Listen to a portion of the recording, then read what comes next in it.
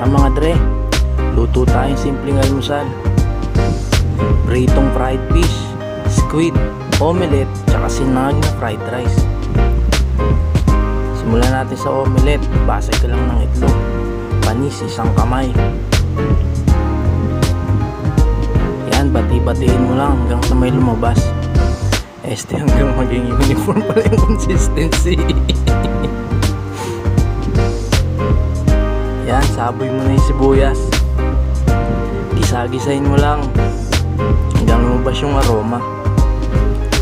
Tapos sunod mo na yung kamatis. Lutuin mong maigi para di madaling mapanis.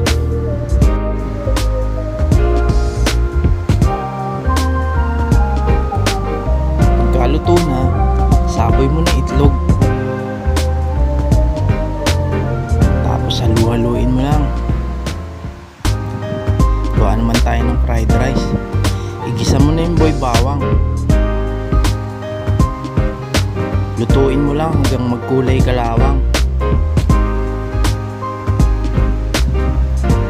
Tapos lagay na natin yung kaning bahaw. Pag magsasangag kayo ng fried rice, siguraduhin yung bahaw yung gagamitin nyo para walang moisture content yung kanin. Taray, moisture content.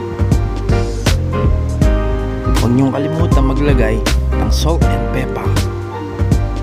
Kayo nang bahala mag-adjust kung anong preferred yung lasa.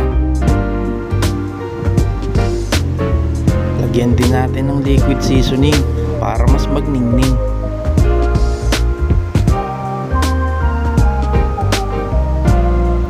Tapos yan, halu-haluin nyo lang para umalat yung lasa. Toast-toast nyo lang kunwari marunong kayo.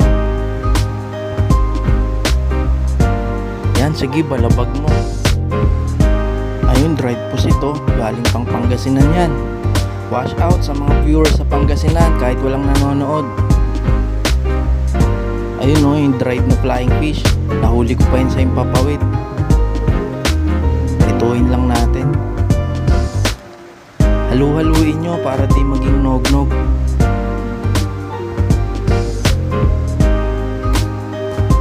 Ayan, luto na.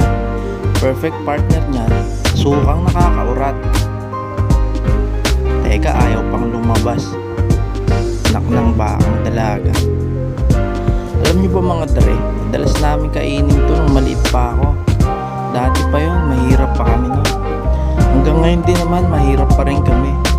Wala lang, share ko lang.